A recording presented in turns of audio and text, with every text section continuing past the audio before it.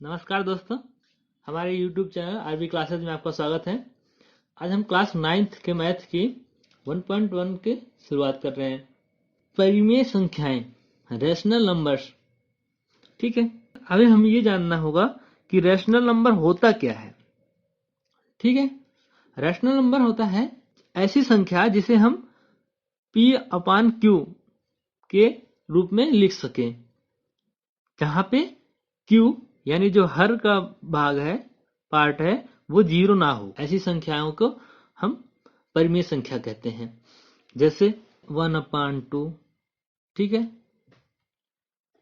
-2। अब बोलेंगे -2 क्यों? तो -2 को हम क्या लिख सकते हैं? -2/1 भी लिख सकते हैं हम। इसमें और इसमें कोई अंतर नहीं आ रहा। तो ऐसी संख्याओं को हम क्या कहते हैं? परिमेय संख्याएं। ठीक है, उम्मीद है आप लोगों को समझ में आया होगा। आते हैं अब सेक्शन के पहले क्वेश्चन की तरफ। पहला क्वेश्चन दिया है, एक क्या शून्य एक परिमेय संख्या है? क्या इसे आप P/Q के रूप में लिख सकते हैं, जहां P और Q पूर्णांक हैं और Q is not equal to 0? तो देखते हैं परिमेय संख्या क्या है।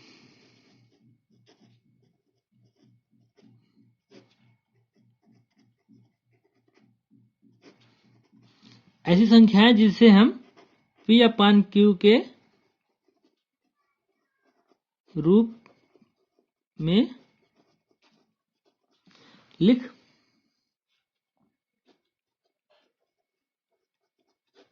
सकते हैं, जहां Q is not equal to 0। ठीक है, ये हुई बात। अब P/Q के रूप में कैसी संख्या को लिख सकते हैं? जैसे 1/2, ठीक है, -1, -2, 1, 2, ऐसी संख्या है। जैसे अब ये बात होगी कि P/Q के -1, -2, 1, 2 Q का P/Q के रूप में नहीं है। इसको हम अगर -1 को -1/1 कर देंगे तो कोई वैल्यू में चेंजेस नहीं हो रहे हैं।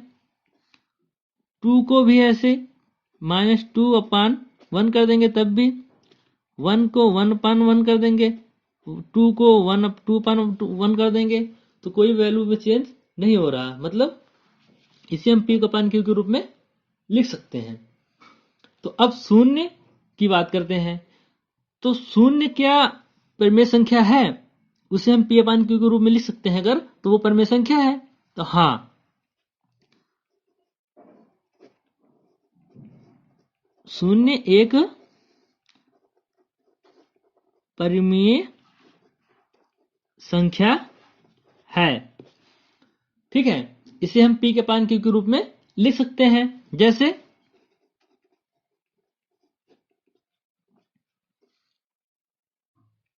0/1, 0/2, 0/5 इत्यादि, जहां P और Q पूर्णांक हैं। ठीक है, और Q नॉट इक्वल टू 0।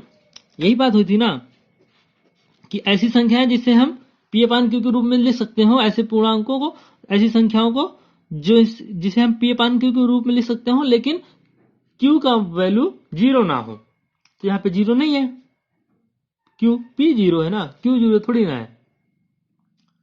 ठीक है, तो मतलब शून्य एक परिमेय संख्या है। ये हो गया। ठीक है, अब आते हैं क्वेश्चन नंबर 2 की तरफ।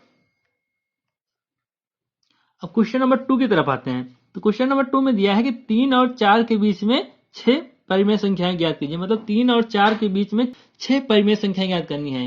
मतलब दो संख्याओं के बीच में परिमेय संख्या निकालने की विधि, वो देखते हैं कैसे होते हैं। सबसे पहले तो हमें ये समझना पड़ेगा कि दो संख्याओं के बीच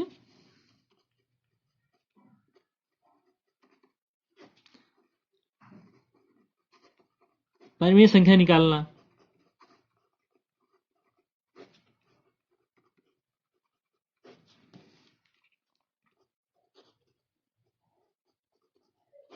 कैसे करते हैं। ठीक है, तो इसके लिए हम क्या करेंगे, एक तो सिंपल तरीका है कि 3 और 4 के बीच, ठीक है, 3 और 4 के बीच लगभग 9 संख्याएं हैं जो हम आसानी से ज्ञात कर सकते हैं बिना किसी रूल के, जैसे 3.1, 3.2, 3.3, 3.4, 3.5, 3.6, 3.7, 3.8, 3.9। हमें कितनी संख्या चाहिए, 6। ये 6, एक तो ये हो सकती है। ठीक है, पहली विधि।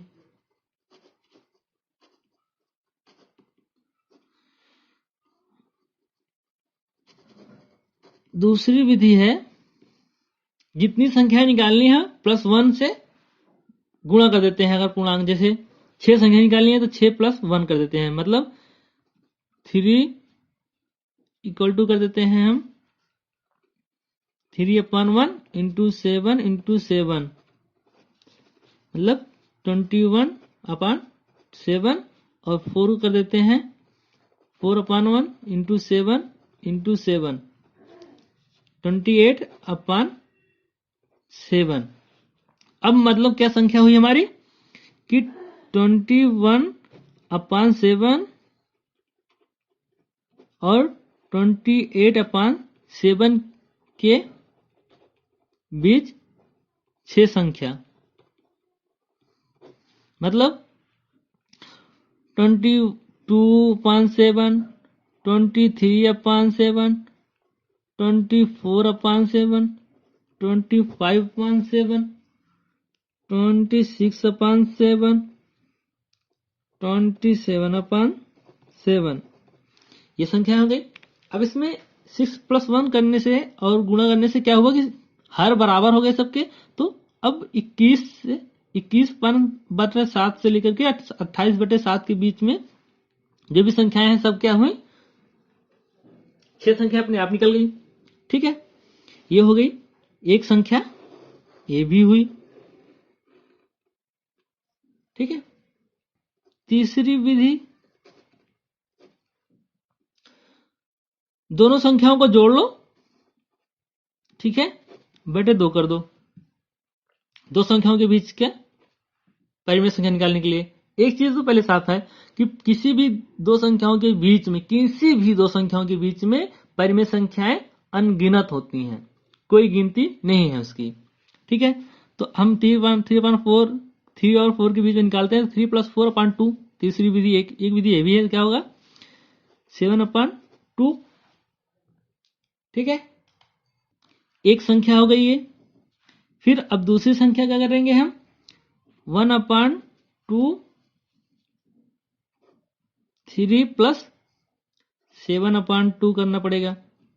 ठीक है, मतलब 1/2 6 + 7/2। ठीक है, ये थोड़ा सा लेंदी है, 13/4। ये हो गया दूसरी संख्या। इस तरह से निकाल सकते हैं आगे संख्याएं हम, तो ये थोड़ा सा लेंदी है। तीसरी विधि के थ्रू 7/2 और 13/4, ये दो संख्या निकली। तीसरी संख्या निकालने के लिए भी हम ऐसे कर सकते हैं, 13/4, ठीक है, 1/2 13/4 + 13/4, और हम 4 के बीच निकाल लेते हैं। ठीक है, किसी भी दो संख्या, अब इन दो संख्याओं के बीच में भी आप इस संख्या निकाल सकते हैं कि ये दो संख्याएं भी तो इस 3 और 4 के बीच में ही है। चाहे इतने पहली संख्या और 3 के बीच में निकाल लीजिए, हमने निकाला। फिर दूसरी संख्या 4 के बीच में निकाल लीजिए, इतना मतलब कुछ भी निकाल सकते हैं आप, ये भी निकाल सकते हैं आप, वो आपके ऊपर है। ठीक है, ये हुआ क्वेश्चन नंबर 2। क्वेश्चन नंबर 2 हमने 3 विधि से बताई है, आपको जो अच्छा लगे उस पर भी काम कर सकते हैं, उस पर आपको, उससे आप सोल्यूशन निकाल सकते हैं। ठीक है, अब देखते हैं तीसरी संख्या। तीसरी संख्या क्या है, 3/5 और 4/5 के बीच 5 परिमेय संख्या ज्ञात कीजिए। तो हम अब तीसरी संख्या, तीसरे क्वेश्चन में देखते हैं 3/5 और 4/5 के बीच 5 संख्या निकालते हैं। तो 3/5,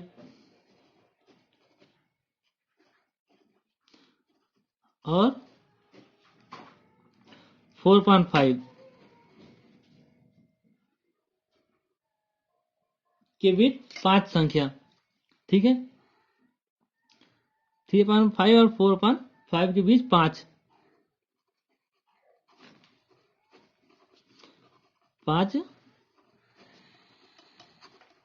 परिमेय संख्या, ठीक है। अब पहले तो हम क्या करते हैं, इनको दशमलव में कर लेते हैं, हम इन्हें डिवाइड कर लेते हैं। तो 3/5 इक्वल टू क्या हो जाएगा 0.6 तथा 4/5 क्या हो जाएगा, ठीक है 0.8 0.6 0.8 5 3 अगर हम करेंगे 3 में 5 से डिवाइड करेंगे तो क्या आएगा 0.6 ही आएगा। 4 को डिवाइड करेंगे 5 से तो 0.8 आएगा। तो अब मतलब क्या हुआ कि 0.6 और 0.8 के बीच, मतलब अब क्या हो गया 0.61 0.62 0.63 0.64 0.65 लेकर के अब क्या होगा 7.9 तक जा सकते हो आप। 0.6 के बाद मतलब 61 से लेकर के आप 0.7 7.9 तक जा सकते हो। तो आप कई सारी अनगिनत संख्याएं निकाल सकते हो। हमें 5 चाहिए थी, 1 2 3 4 5 6.5 ये है 5 परिमेय संख्याएं, ठीक है। ये रहा आपका आंसर। ऐसा नहीं कि यही 5 संख्याएं होंगी, और भी 5 संख्याएं निकाल सकते हैं आप। बताया जैसे कि परिमेय संख्याएं अनगिनत होती हैं किसी दो संख्याओं के बीच में, ठीक है। अब देखते हैं क्वेश्चन नंबर 4 को। क्वेश्चन नंबर 4 में दिया है प्रत्येक प्राकृतिक संख्याएं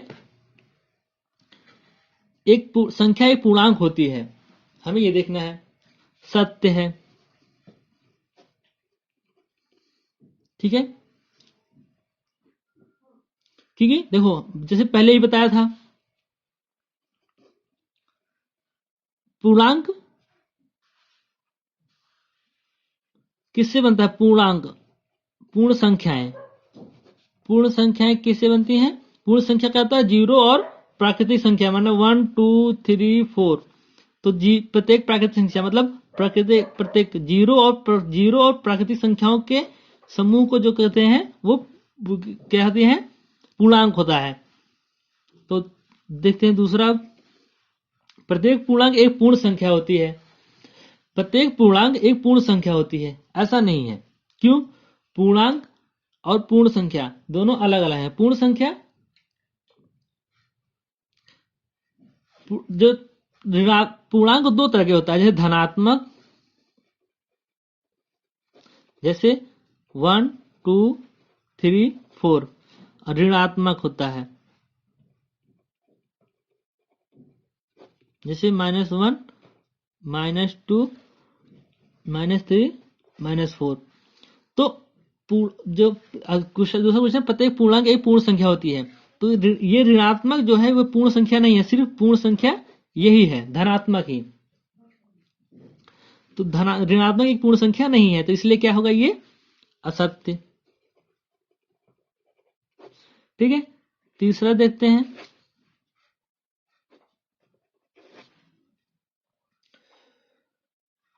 प्रत्येक परिमेय संख्या एक पूर्ण संख्या होती है। प्रत्येक परिमेय संख्या एक पूर्ण संख्या होती है, गलत। जैसे अभी बात हुई थी कि परिमेय संख्या क्या होगी, P/Q के रूप में हो सकती है वो, ठीक है। तो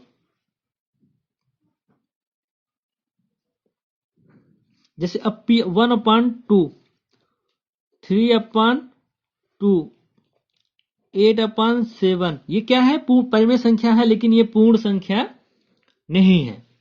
तो क्या होगा, ये भी असत्य, ठीक है। ये हुआ